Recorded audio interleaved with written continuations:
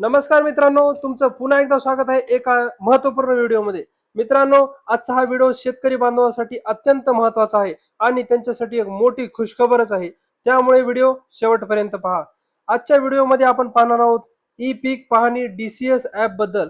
आता शेतकऱ्यांची मोठी कटकट मिटली आहे. आता शेतकऱ्यांना ई पीक पाहणी स्वतः आपल्या शेतात जाऊन करायची आवश्यकता नाही. म्हणजेच आता ई पीक पाहणी ही सहाय्यकाच्या माध्यमातून होणार आहे. त्यामुळे शेतकऱ्यांची मोठी कटकट या ठिकाणी मिटलेली आहे.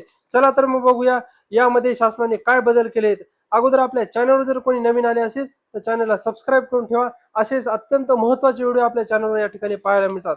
चला तर मित्रांनो, सुरुवात करूया. या ई पीक पाहणी DCS ॲपमध्ये शासनाने एक मोठा बदल केला आहे. तो म्हणजे आता शेतकऱ्यांना ई पीक पाहणी करायची आवश्यकता नाही. आता पूर्ण काम सहाय्यकाच्या माध्यमातून होणार आहे. सहाय्यक म्हणजे कोण आणि त्यांची निवड कशी होणार आहे हे आपण पाहूया. प्रत्येक गावामध्ये या ठिकाणी सहाय्यकाची नेमणूक माननीय तहसीलदार साहेब या ठिकाणी करणार आहेत आणि या सहाय्यकाच्या माध्यमातून आपल्या गावातील पूर्ण या ठिकाणी जेवढे गट असतील तेवढ्या गटांची प्रत्येक बांधावर जाऊन या ठिकाणी सहाय्यक या ठिकाणी ई पीक पाहणी करणार आहेत. त्यामुळे शेतकऱ्यांची आता टेन्शन या ठिकाणी कमी झालेलं आहे.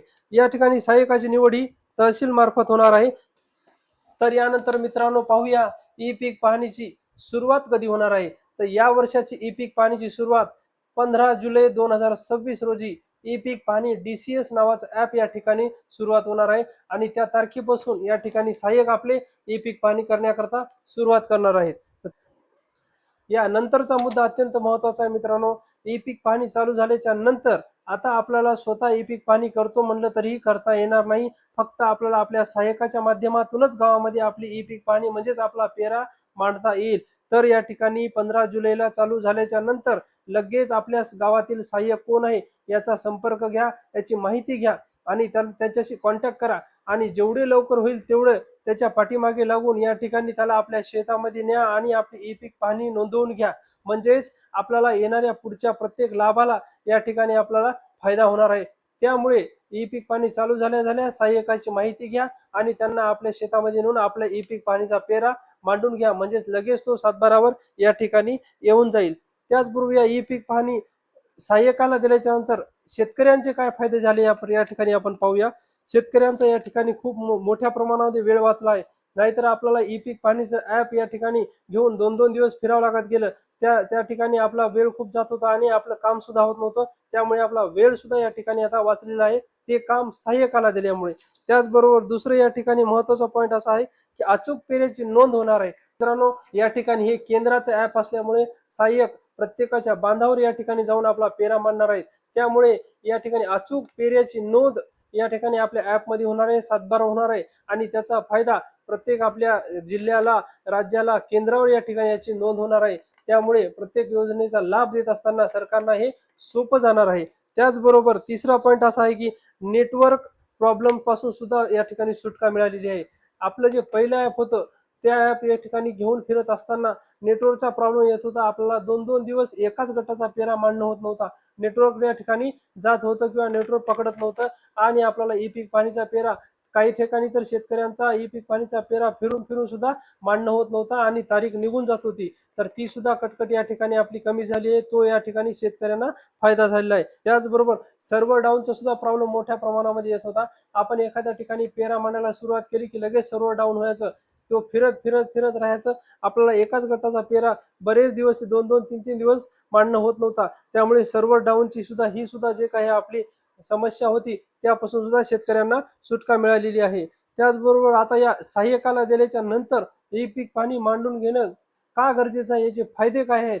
तर मित्रांनो, या ठिकाणी सांगतो मी तुम्हाला, हे वरील प्रमाणे फायदे होते आपले. मित्रांनो, चालू झाल्यानंतर सहाय्यकाला घेऊन जा आणि लगेच आपल्या ई पीक पाहणी या ठिकाणी करून घ्या. सातबारावर आपला पेरा या ठिकाणी मांडून घ्या. नाहीतर आपल्याला वेळ निघून गेल्यावर कोणते तोटे होणार आहेत हे आपण खाली पाहूया.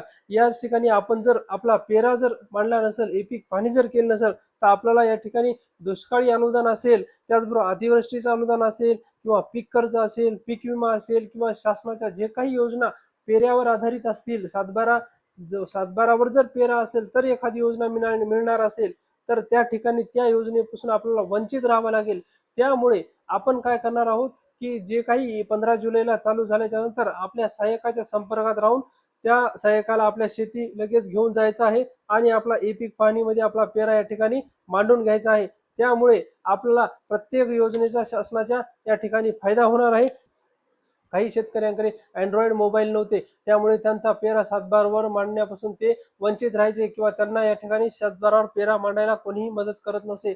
त्याचबरोबर या ठिकाणी अशा बऱ्याच समस्या होत्या, ज्या समस्यांचा विचार करून शासनाने या ठिकाणी सहाय्यकांना हे पेरा मांडण्याकरता पूर्ण गावाचा पेरा मांडण्याकरता नेमणूक केलेली आहे. त्यामुळे याचा शेतकऱ्यांनी या ठिकाणी फायदा घ्यायचा आहे की आपण आपल्या शेतामध्ये या ठिकाणी सहाय्यकाला बोलवून आपला पेरा मांडून घ्यायचा आहे आणि सगळ्या योजनेचा लाभ आपल्याला या ठिकाणी घ्यायचा आहे.